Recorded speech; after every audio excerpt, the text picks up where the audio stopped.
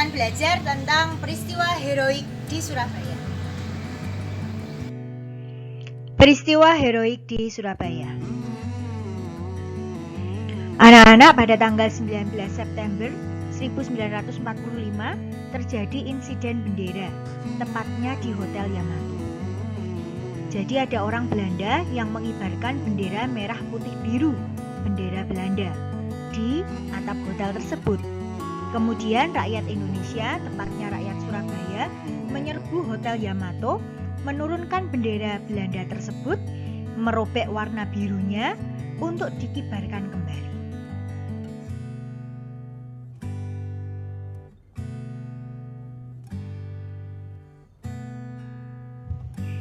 Kemudian pada tanggal 25 Oktober 1945, pasukan sekutu yang tergabung dalam AFNEI mendarat di Tanjung Perak, Surabaya.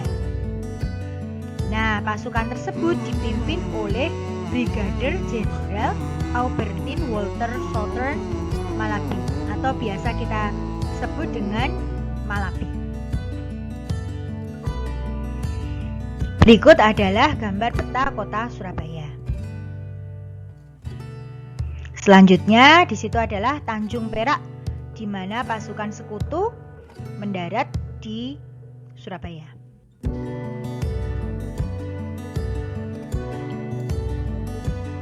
Tugas pasukan AFNEI yang dipimpin oleh Malabi ada dua. Yang pertama adalah melucuti senjata tentara Jepang. Yang kedua adalah membebaskan tawanan perang sekutu. Pemimpin pasukan sekutu, mula-mula dia menemui R.M. Suryo. Siapa beliau? Beliau adalah Gubernur Jawa Timur saat itu. Namun, pemerintah Indonesia di Jawa Timur merasa enggan menerima kedatangan mereka. Setelah diadakan pertemuannya antara wakil pemerintah Republik Indonesia dengan Brigadir Jenderal Malabi, disepakati beberapa hal. Yang pertama, Inggris berjanji bahwa pada tentara mereka tidak terdapat angkatan perang Belanda. Inggris hanya akan melucuti senjata tentara Jepang saja. Nah, dari kesepakatan itu, maka sekutu akhirnya diizinkan masuk Surabaya dan melucuti senjata tentara Jepang. Ternyata sekutu melanggar kesepakatan itu. Buktinya apa? Bukti yang pertama, pada tanggal 26 Oktober tahun 1945, satu peleton yang terdiri dari 30-50 orang pasukan menyerbu penjara Kalisosok di Surabaya. Apa tujuan dari serangan tersebut? Serangan itu bertujuan untuk membebaskan tentara Belanda yang ditawan oleh tentara Indonesia.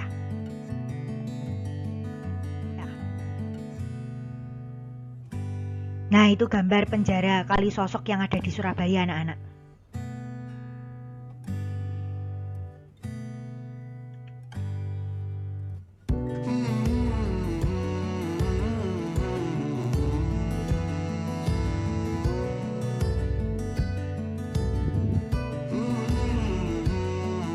Yang kedua, pelanggarannya. Tentara sekutu menduduki tempat-tempat penting seperti pangkalan udara, kantor pos, dan gedung internasio.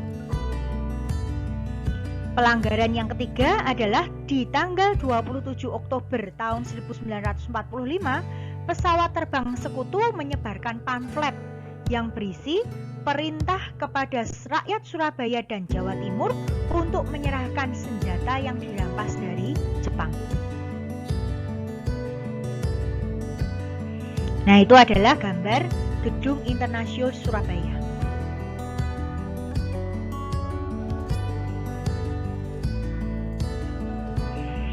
Ini Gedung Internasio saat ini.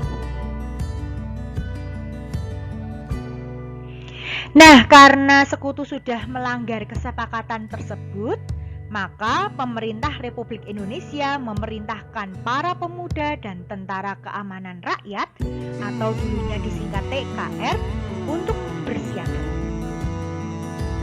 Nah, pada siang hari di tanggal 27 Oktober tahun 1945 terjadilah pertempuran pertama antara pasukan Indonesia melawan Sekutu di Surabaya. Pertempuran tersebut berlangsung selama 2 hari, di mana pemuda Indonesia berhasil melumpuhkan tentara Sekutu.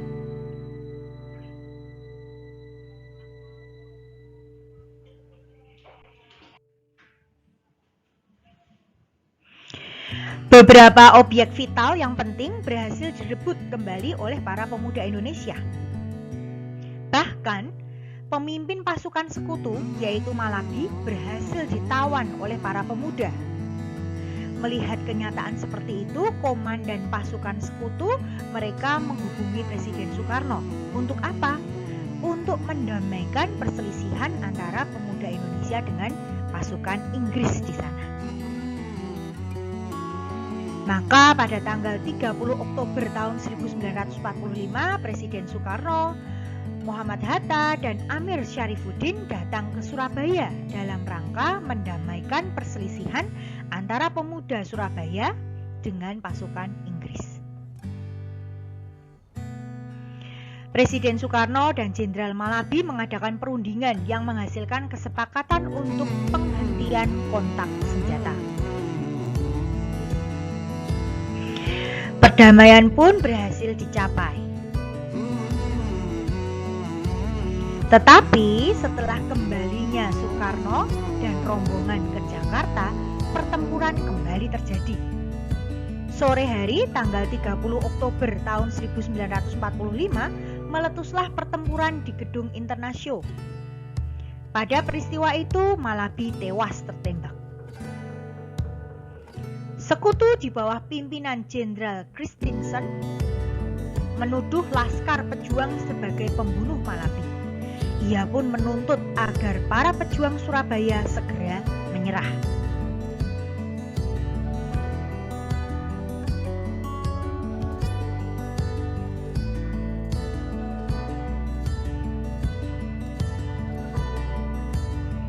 Nah, ini adalah lokasi tewasnya Malabi di sekitar Gedung Internasio atau di sekitar Jembatan Merah.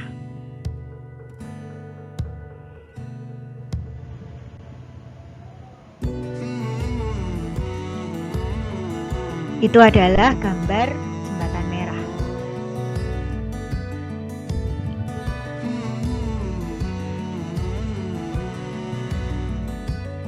Akibat tewasnya Malabi, Mayor Jenderal E.C. Mansur, pengganti Malabi, mengeluarkan ultimatum yang berisi Sekutu menuntut pertanggungjawaban atas kematian Malabi. Semua pimpinan pemuda, kepala polisi, kepala pemerintahan, dan masyarakat wajib melaporkan diri dan menyerahkan senjata pada waktu dan tempat yang telah ditentukan. Apabila rakyat Surabaya tidak menjalankan instruksi sampai batas waktu yang ditentukan, yaitu 10 November tahun 1945 pukul 6, maka Sekutu akan mengambil tindakan tegas. Nah, anak-anak mendengar ultimatum tersebut, Gubernur Jawa Timur berunding dengan tokoh-tokoh TKR. TKR itu adalah tentara pada zamannya. Mereka bersepakat untuk menolak ultimatum tersebut. Melalui siaran radio, Gubernur Suryo mengumumkan penolakan ultimatum dari Sekutu. Akibatnya, rakyat Surabaya bersiap untuk menghadapi serangan besar-besaran dari Sekutu. Pada tanggal 10 November tahun 1945 pukul 10 pagi, pasukan Sekutu dengan senjata modern mengerahkan pasukan. Pasukan itu terdiri dari 1. Tentara Inggris, 2. Gurkha. Gurkha itu adalah tentara dari Nepal yang secara sejarah dia berperang di pihak tentara Inggris. Dan yang ketiga adalah pasukan Belanda. Sebanyak kurang lebih 15.000 prajurit menyerang Surabaya sejak pagi hari, baik itu di darat, laut maupun udara. Nah, anak-anak, rakyat Surabaya dengan senjata seadanya, mereka tidak gentar melawan pasukan sekutu.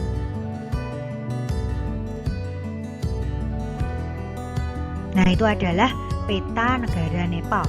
Ya. Anak-anak, untuk mengobarkan semangat mempertahankan kemerdekaan, Bung Tomo berpidato melalui radio. Merdeka atau mati, itu adalah semboyan yang diucapkan oleh Bung Tomo dalam upayanya mengobarkan semangat juang rakyat Surabaya.